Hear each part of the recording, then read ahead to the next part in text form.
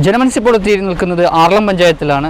ആർളം പഞ്ചായത്തിൽ panchayat vice president ഇത്തവണയും ജനവിധി തേടുന്നുണ്ട്. ആർളം പഞ്ചായത്തിലെ 3-ാം വാർഡ് കൊണ്ടുമാങ്ങോട് നിന്നാണ് ജനവിധി തേടുന്നത്.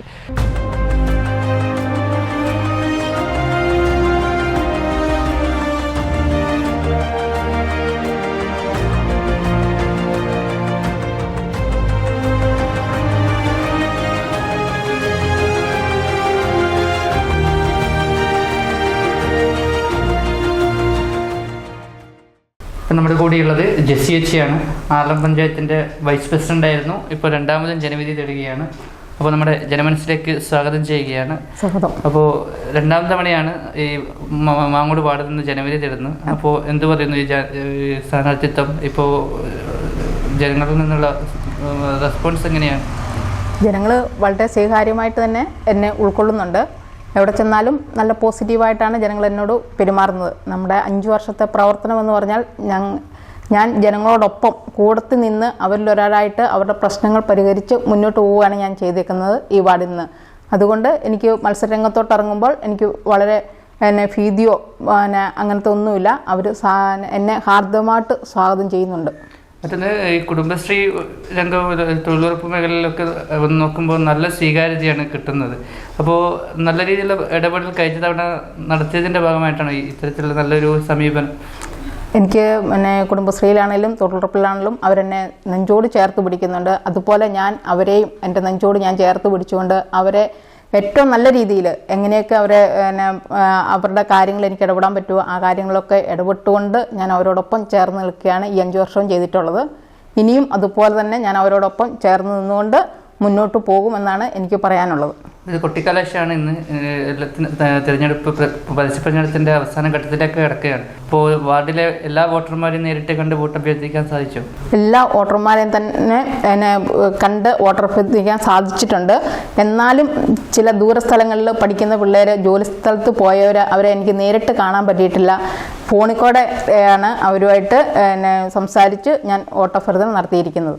ഇപ്പോൾ പുതിയ നമ്മുടെ വാർഡിനെ സംബന്ധിച്ച് യുവജന വോട്ടർമാർ ഒരുപാടുള്ളതാണ്. അതുപോലെ സ്ത്രീ വോട്ടർമാരും ഒരുപാടുണ്ട്.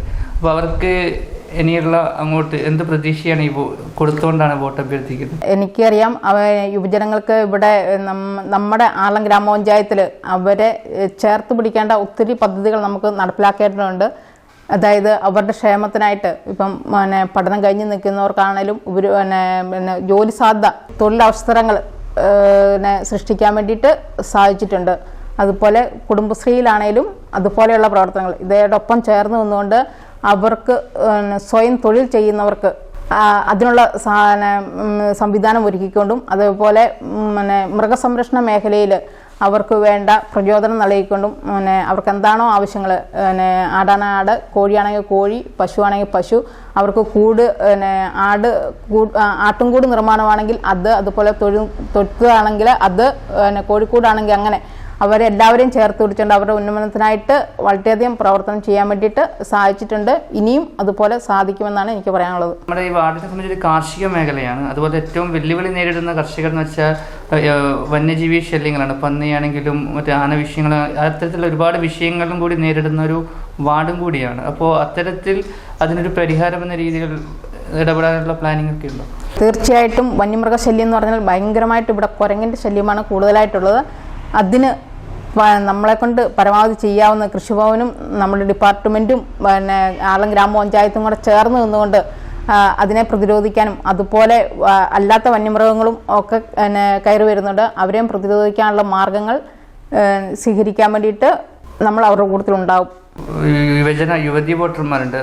അപ്പോൾ സാധാരണക്കിടയിലുള്ള ആളുകളാണ് കൂടുതലുള്ളതാണ്. അപ്പോൾ അവരെയൊക്കെ ഉന്നമനത്തിന് വേണ്ടി ഈ കുടുംബശ്രീയുടെ ഒരുപാട് സംരംഭങ്ങളൊക്കെ വരുന്നുണ്ട്. അപ്പോൾ അതൊക്കെ നമ്മുടെ വാർഡിൽ എത്രത്തോളം കഴിഞ്ഞ തവണ വിജയിപ്പിക്കാൻ സാധിച്ചിട്ടുണ്ട്? ഇനി മുന്നോട്ടുള്ളത് എങ്ങനെയാണ്? നമ്മുടെ കുടുംബശ്രീ വഴിയായിട്ട് ഒത്തിരി തൊഴിലവസരങ്ങൾ വരുന്നുണ്ട്. അത് ഒത്തിരി പേരെ നമ്മൾ പറഞ്ഞ് നിർബന്ധിച്ച് തന്നെ വീട്ടിലിരിക്കുന്ന, വെറുതെ ഇരിക്കുന്ന, അല്ലെങ്കിൽ പരമാവധി ജോലി ഇല്ലാത്ത ആൾക്കാരെ കണ്ടുപിടിച്ച് നമ്മൾ അതിൻ്റെ ഒരു പ്രാക്ടീസിനായിട്ട് പല സ്ഥലങ്ങളും വിട്ട് അവർക്കൊരു ജോലി നേടിക്കൊടുക്കാനുള്ള കഴിവ് സമ്പാദിക്കാൻ വേണ്ടി ഞാൻ പരമാവധി ശ്രമിക്കുന്നുണ്ട്. നമ്മുടെ ഇപ്പോൾ തെരഞ്ഞെടുപ്പ് 2ാമത്തെ തവണയാണ് മത്സരിക്കാൻ രംഗത്തിറങ്ങുന്നത്. വൈസ് പ്രസിഡന്റ് ആയിരുന്നു. അപ്പോൾ എങ്ങനെയാണ് ഫാമിലി സപ്പോർട്ടൊക്കെ എങ്ങനെയാണ്? വളരെയധികം നല്ല സപ്പോർട്ടാണ്. ഭർത്താവാണേലും പിന്നെ മക്കളാണേലും ചാച്ചനും അമ്മച്ചിയാണേലും എനിക്ക് കട്ട സപ്പോർട്ടാണ്. അതുകൊണ്ടാണ് എനിക്ക് വീണ്ടും ഒരു 5 വർഷം കൂടെ എനിക്ക് രംഗത്തോട്ട് ഇറങ്ങാൻ എന്നെ കൂടുതൽ പ്രചോദിപ്പിക്കുന്ന അവർ തന്നെയാണ്. എങ്ങനെയുണ്ട് പൊതുവെ നമ്മുടെ സ്ഥാനാർത്ഥികളുടെയോ വോട്ടർമാരുടെയൊക്കെ പ്രതികരണം എങ്ങനെയുണ്ട്? പൊതുവെ എല്ലാവരും നല്ല പ്രതികരണമാണ് നൽകുന്നത്.